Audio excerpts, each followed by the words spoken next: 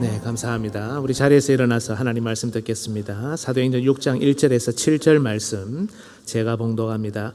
그때의 제자가 더 많아졌는데 헬라파 유대인들이 자기의 과부들이 매일의 구제에 빠짐으로 히브리파 사람을 원망하니 12사도가 모든 제자를 불러 이르되 우리가 하나님의 말씀을 제쳐놓고 접대를 일삼는 것이 마땅하지 아니하니 형제들아 너희 가운데서 성령과 지혜가 충만하여 칭찬받는 사람 7을 택하라.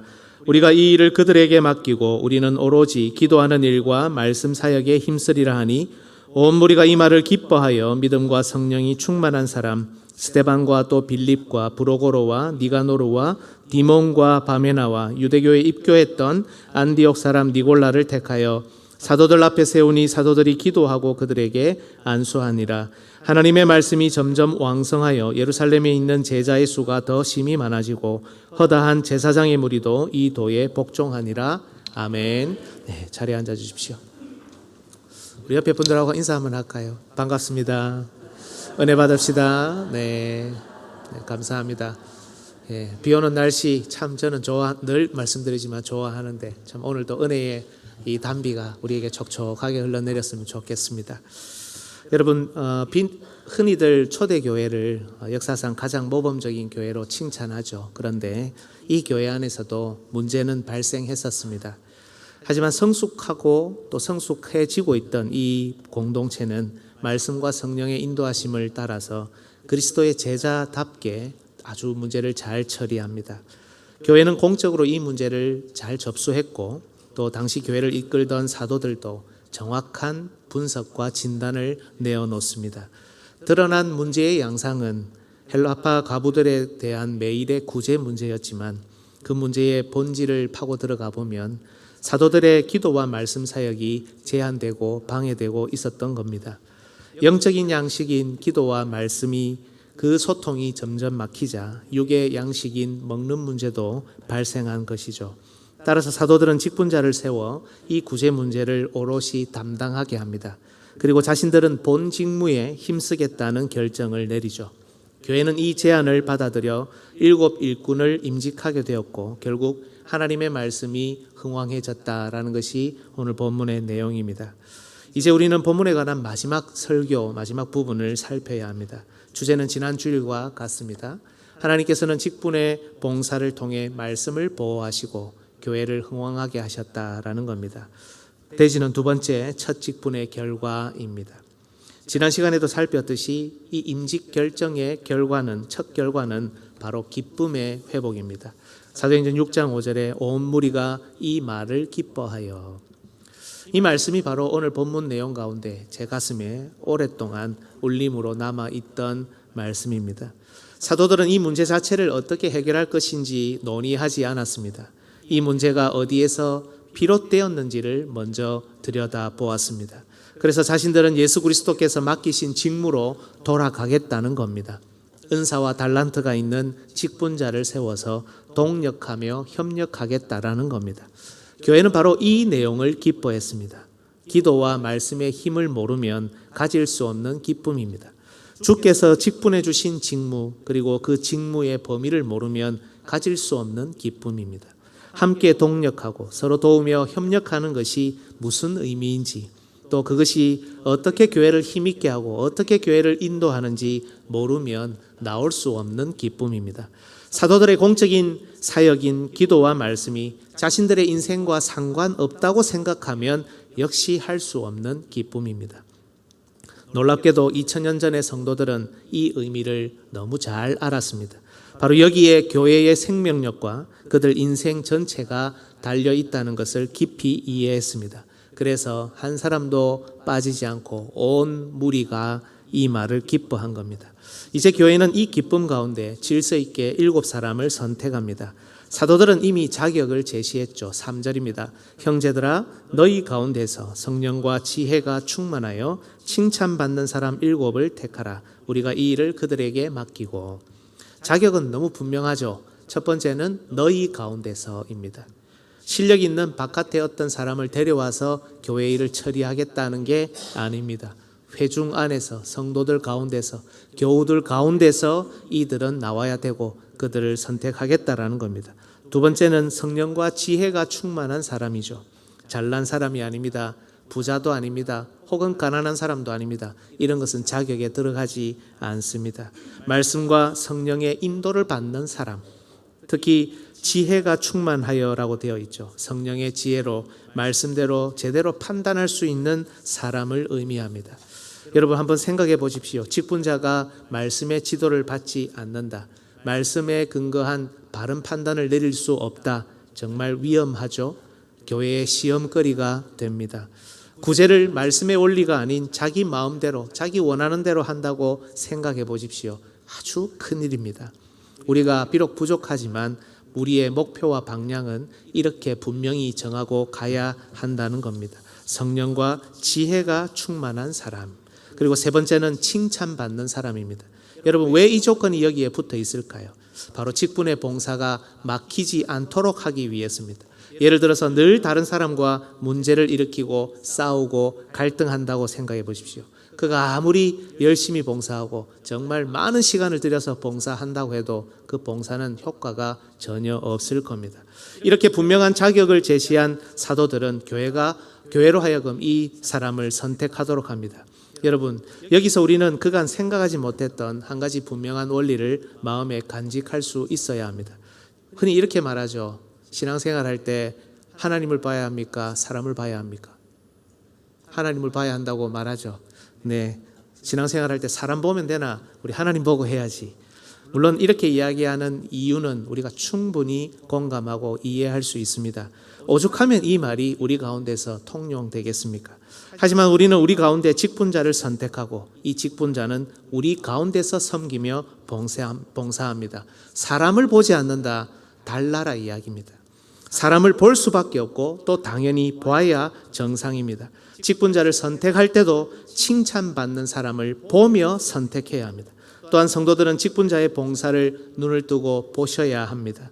직분자들 역시 봉사할 때 성도들의 상황, 성도들의 상태, 교회의 상황을 보면서 해야 합니다.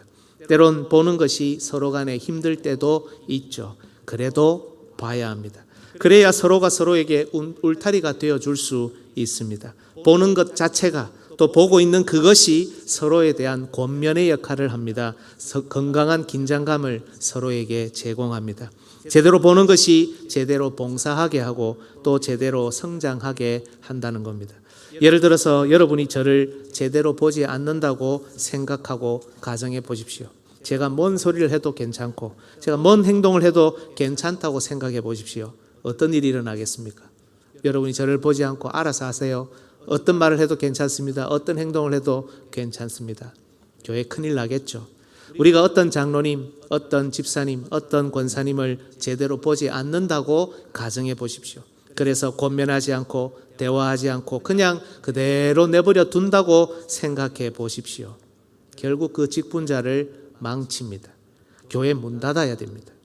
이 자리에 함께하는 우리 귀한 성도님들, 교회에 왔는데 그 누구도 나를 보지 않는다면 여러분 계속 오시겠습니까? 어떻습니까?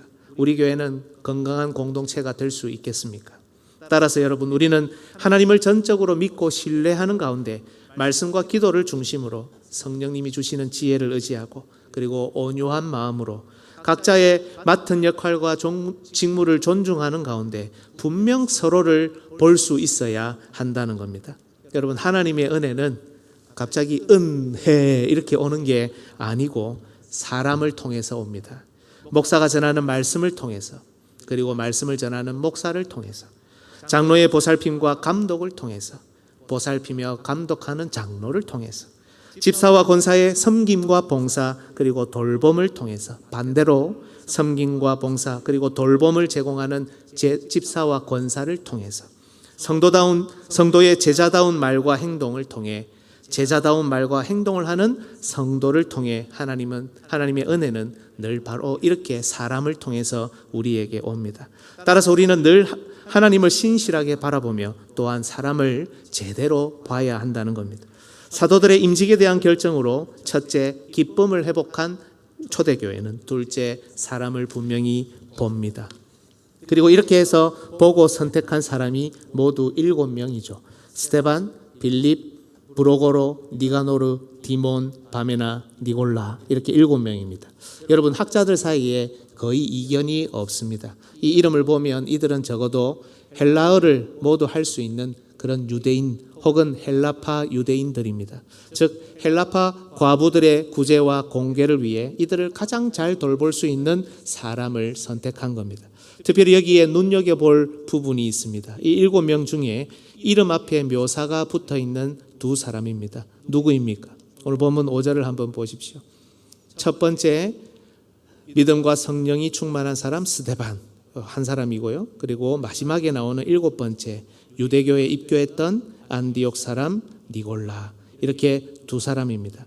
여러분 스데반에게 붙은 묘사 믿음과 성령이 충만한 사람이라는 말은 스데반 외에 다른 6명은 그렇지 못했다는 것을 의미하지 않습니다. 한 번씩 이렇게 보면 어떤 분을 칭찬하고 또 그 사람에 대해서 언급을 하면 다른 사람들이 어떻게 생각하냐면 자기는 칭찬받지 못했다고 생각합니다. 그죠? 이 사람을 칭찬하고 이 사람에 대해 언급을 하면 나는 그렇지 않은 사람이라고 생각하는 경향이 우리에게 있습니다. 그러나 그렇지 않죠. 이 사람은 칭찬할 내용이 있어서 칭찬하는 거고 그렇다고 그 말이 우리는 못난 사람이라는 뜻은 아니지 않습니까? 이것과 마찬가지입니다. 스데반에게 붙은 믿음과 성령이 충만한 사람이라는 말은 스데반에게 특별히 더 덧붙여진 거지 이 나머지 6사람이 부족하기 때문에 붙인 표현은 아닙니다. 이들은 모두 성령과 지혜가 충만한 사람이었습니다. 그러니까 선택을 받았죠. 하지만 특별히 스데반에게 믿음과 성령이 충만한 사람이라는 묘사를 덧붙여 놓은 것입니다. 이 묘사는 왜 붙어 있을까? 여러분 앞으로 일어날 일에 대한 일종의 암시입니다. 우리가 잘 아는 대로 본문 다음을 보면 스데반은 큰 기사와 표적을 행하며 담대히 하나님의 말씀을 전합니다. 그리고 결국 순교하죠. 이 과정에서 스데반의 모습은 오늘 본문이 묘사하는 믿음과 성령이 충만하다라는 묘사와 같습니다. 우리 6장 8절을 한번 같이 읽어주시겠습니까? 시작. 은혜와 권능이 충만하여 큰 10절도 보겠습니다. 스데반이 지혜와 성령으로 말함을 그들이 능히 당하지 못하여. 그죠? 똑같습니다. 15절 제가 한번 읽어보겠습니다. 공회 중에 앉은 사람들이 다 스데반을 주목하여 보니 그 얼굴이 천사의 얼굴과 같더라. 얼마나 성령 충만한지 드러나고 있죠. 6장 55절 우리 같이 한번 읽겠습니다. 시작. 스데반이 성령 충만하여 하늘을 우러러 주목하여 하나님의 영광과 및 예수께서 하나님 우편에 서신 것을 보고. 네, 죄송합니다. 7장 55절이죠. 스데반이 성령 충만했다. 이렇게 계속 이 과정이 묘사되고 있습니다. 여러분, 믿음과 성령이 충만하지 않으면 이런 고난, 이런 반대, 이런 핍박 받을 수 없고 이런 순교는 감당할 수 없겠죠. 즉 스데반은 이들 중에서도 특별히 믿음과 성령이 충만하여 담대하게 말씀을 선포하는 가운데 순교의 길을 마다하지 않을 수 있었던 겁니다. 하지만 여러분 여기에는 우리가 좀 더 깊이 생각해야 할 비밀이 담겨 있습니다. 여러분 이 7사람이 받은 직분이 뭘까요? 혹시 생각해 보신 적이 있습니까? 제가 퀴즈를 내보겠습니다. 1번 목사, 2번 장로, 3번 집사. 집사. 네, 우리 그렇게 이야기를 하죠. 사도행전 21장 8절을 한번 보십시오. 이튿날 떠나 가이사랴에 이르러 7 집사 중 하나인 전도자 빌립의 집에 들어가서 머무르니라. 발음이 안 되죠. 예, 그래서 우리는 여러분 이 본문 때문에 오늘 본문의 7사람, 여기 빌립이 오늘 본문에 나오는 그 빌립이거든요. 그래서 7사람을 집사로 생각합니다. 그런데 여러분 사실 방금 읽었던 21장 8절에는 그 원문에는 집사라는 단어가 없습니다. 그냥 번역하면 7 중 하나입니다. 7 중 하나인 전도자 빌립 이렇게 되어 있습니다. 그래서 이 7을 엄밀히 말하면 무슨 직분자로 불러야 하느냐? 집사라기보다는 방금 앞에 뭐라고 했었죠? 전도자 빌립, 전도자 혹은 복음 전도자로 불러야 됩니다. 에베소서 4장 11절을 한번 보십시오. 그가 어떤 사람은 사도로, 어떤 사람은 선지자로, 어떤 사람은 복음 전하는 자로, 어떤 사람은 목사와 교사로 삼으셨으니, 여기에 나오는 사도, 선지자, 복음 전도자, 목사와 교사는 모두 사도와 같은 말씀 사역자들입니다. 예수 그리스도께서 기초돌이 되시고 모퉁이 돌이시고 사도들은 그 위에 터가 됩니다. 하지만 사도들은 사람입니다. 12명밖에 없습니다. 아시아, 유럽 모든 지역을 그 교회들을 커버할 수 없습니다. 따라서 사도들을 도와서 이 사도적인 복음을 한 교회 혹은 한 여러 지역의 교회에 전달하며 당시 세워진 초대 교회를 말씀 위에 굳건하게 해야 했기 때문에 전도자라는 직분이 말씀과 성령의 인도를 따라 자연스럽게 생겨나게 된 겁니다. 그래서 이 복음 전도자는 사도 시대에 국한하여 임시로 교회의 창설 직분인 사도 그늘 아래에서 사도적인 직무를 감당하는 오늘날에는 없는 직분입니다.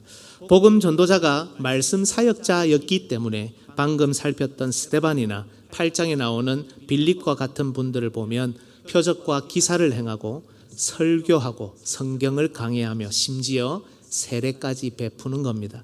이것을 오늘날 집사도 설교할 수 있고 세례도 베풀 수 있다는 것으로 연결하는 것이 아니라 사도시대 사도라는 직분 아래에서 이해해야 하는 겁니다. 특별히 당시 말씀 사역을 함께 감당하는 이 사도적인 그룹에는 순교라는 자기 십자가가 주어져 있었습니다. 거의 모든 사도와 전도자들이 순교의 길을 걸어갔죠. 왜 그렇습니까? 신약 성경 곳곳을 보면 결국 유대인과 옛 언약 시대 그리고 이 옛 언약 시대의 중심인 예루살렘 성전은 하나님의 심판을 받아 멸망하게 됩니다. 그런데 이 심판과 멸망이 어떤 과정을 거치느냐, 어떤 과정을 통해 이루어지느냐, 유대인들의 예수 그리스도와 복음에 대한 반대, 그들의 핍박, 고난, 거기에 신실한 하나님의 사람들의 순교의 피가 그 양을 채워서 일어나는 일이라는 겁니다.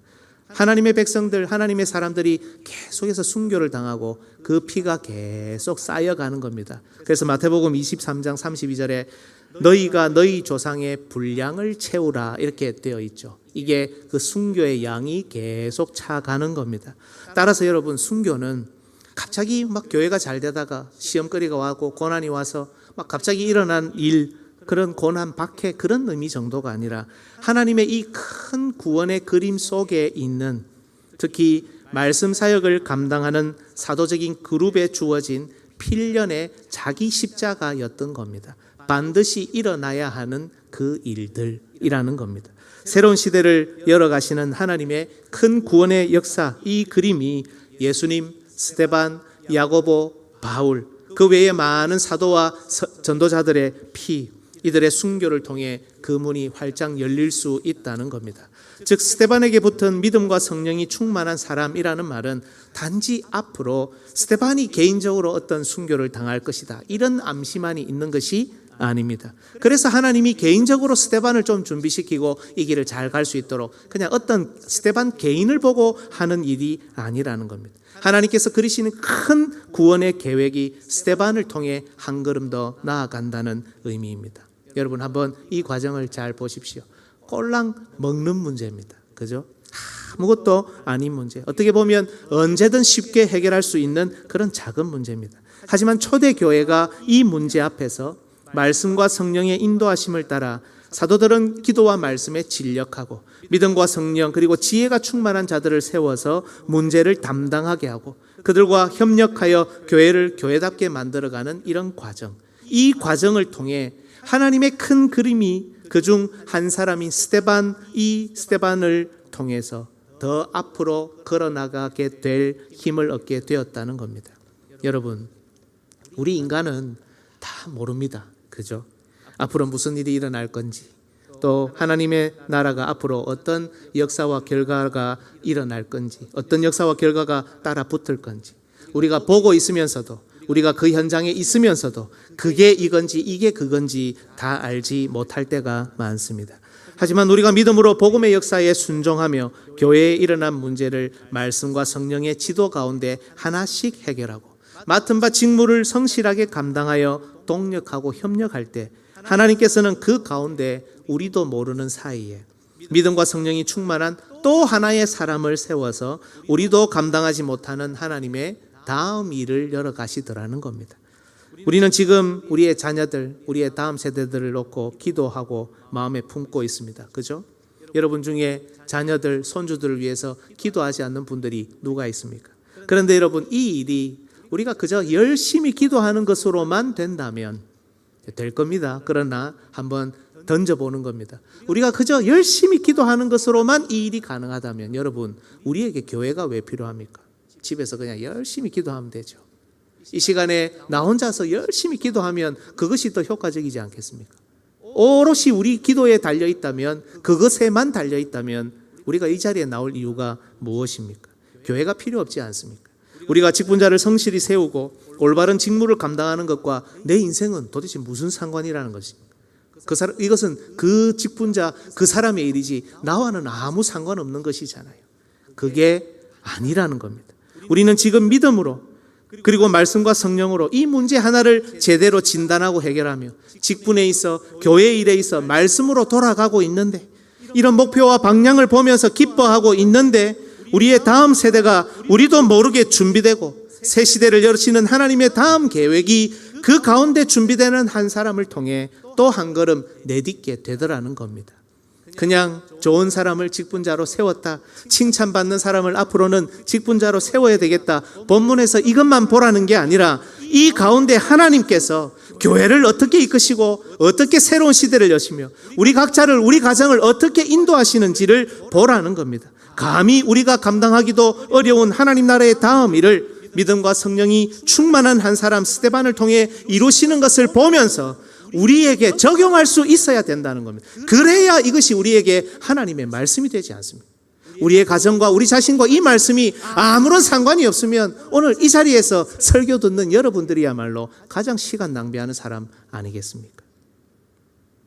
그렇다면 여러분, 오늘 본문은 우리 권사님이나 집사님과 아무런 상관이 없습니까? 그렇지 않습니다. 오늘 본문이 집사의 직무인 구제와 공개를 배경으로 하고 있기에 신학자들도 오늘 본문을 집사직의 기원으로 봅니다. 하지만 이 일곱은 그야말로 오늘날의 집사와 같은 집사가 아니라 특별히 스데반과 빌립은 사도시대에 국한하여 복음 전도자로서의 사역도 함께 감당한 것으로 이해하는 겁니다. 그리고 여러분, 여기에는 또 유대교에 입교했던 안디옥 사람 니골라가 있습니다. 이 표현에서 우리는 니골라가 이방인이었다는 사실을 발견합니다. 헬라파 유대인이든 히브리파 유대인이든 이들은 모두 유대인들이었죠. 하지만 유대교에 입교했던 이라는 말은 니골라가 원래 유대인이 아닌 이방인이었고, 누가복음에 나오는 백부장처럼 이방인의 신분으로 유대교에 입교한 사람이었다는 겁니다. 그런데 이 사람이 예수 그리스도의 복음을 듣고 유대교에서 그리스도교로 개종하여 그들 가운데 있었고, 심지어 성령과 지혜가 충만하여 칭찬까지 들었으며 초대교회의 첫 직분 임직에 선택받았다는 것이 중요합니다. 사랑하는 여러분, 교회는 섬길 기회를 제한하지 않습니다.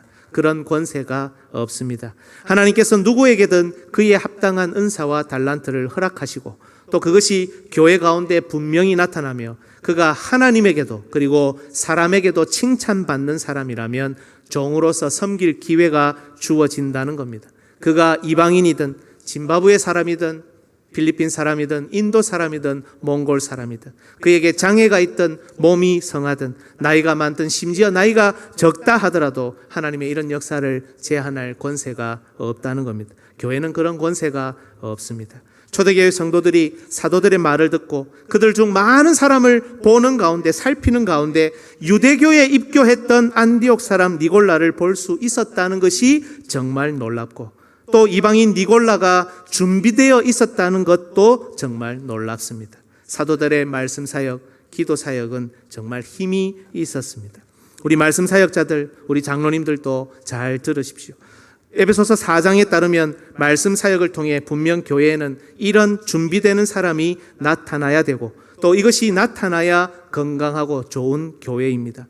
구제 문제, 공개 문제, 이런저런 문제가 전혀 없는 교회가 건강하고 좋은 교회가 아니라 목사와 장로의 섬김과 봉사를 통해 우리의 기도 사역과 말씀 사역을 통해 은사가 개발되고 준비되어가는 성도들이 나타나는 교회, 그 교회가 건강한 교회고, 이것이 우리의 말씀과 기도가 막히지 않는다는 증거가 되는 겁니다.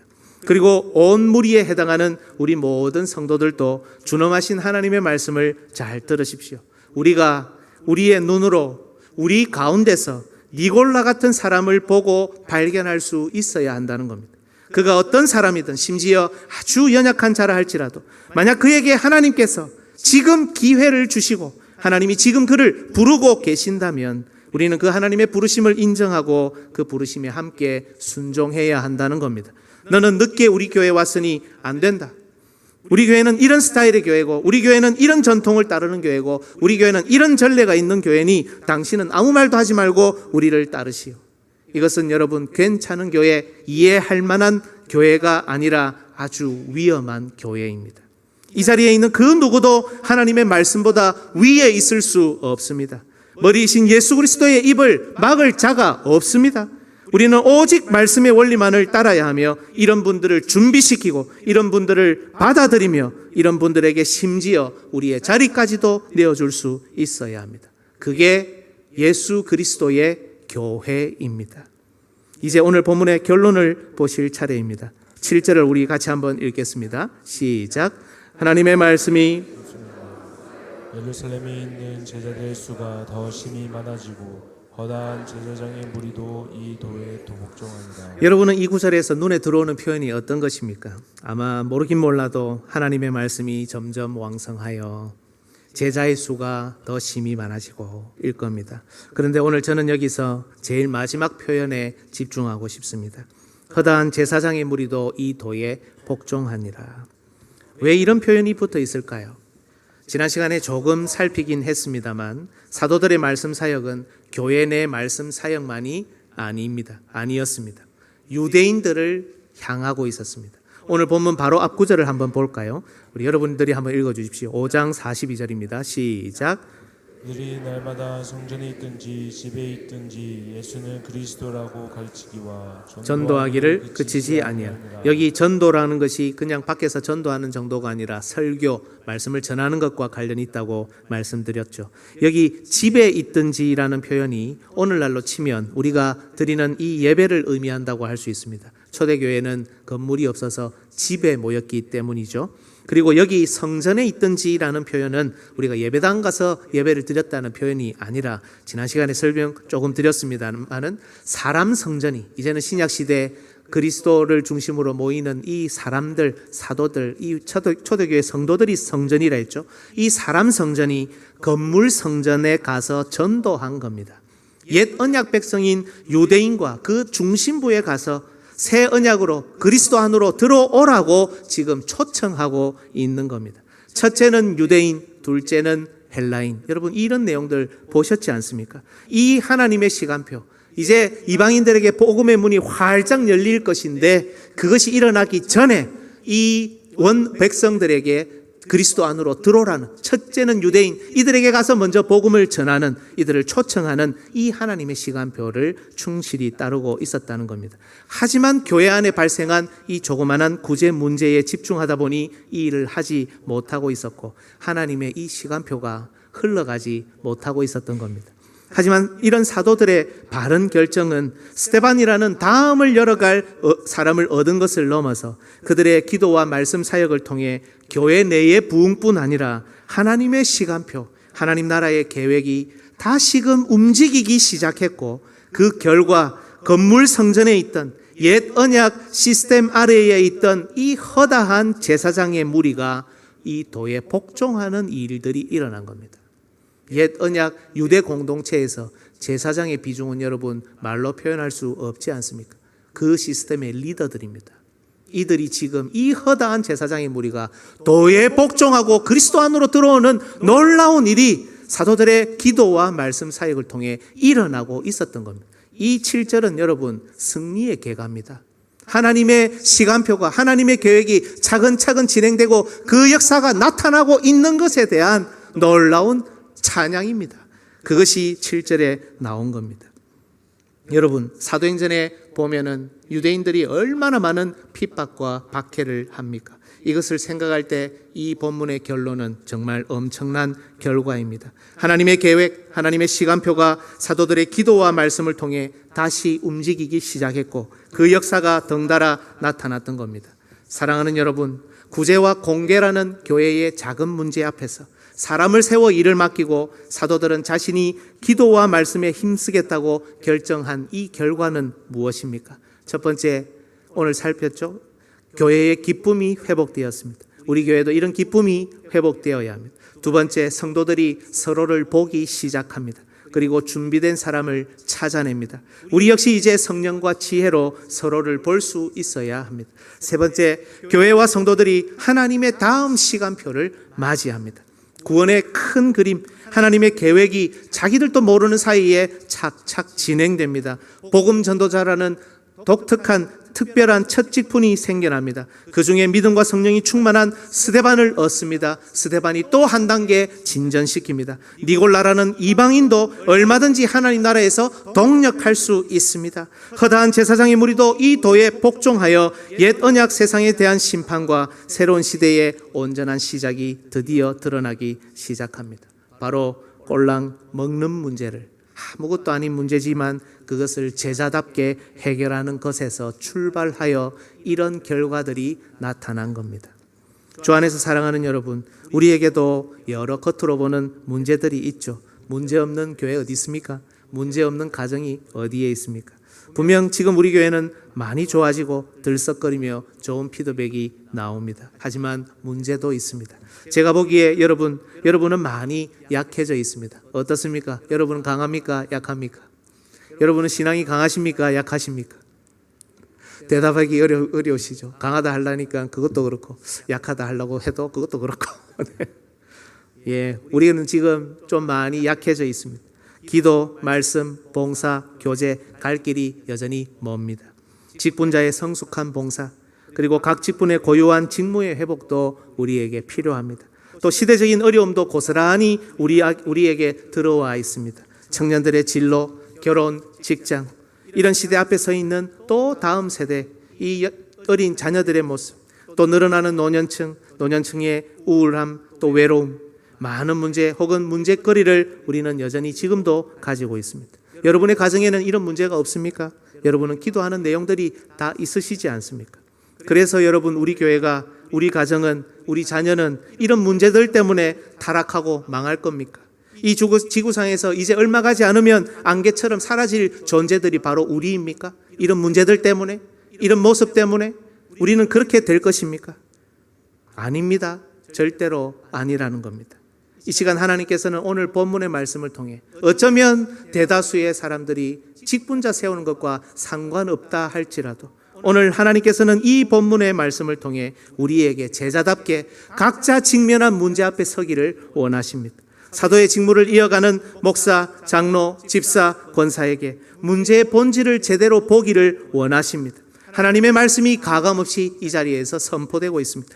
비록 교회는 문제가 여전히 존재하지만 가감없이 선포되는 하나님의 말씀의 원리 때문에, 말씀의 방향성, 교회의 방향성 때문에 우리의 기쁨이 조금씩 더 충만해져 가고 있습니다.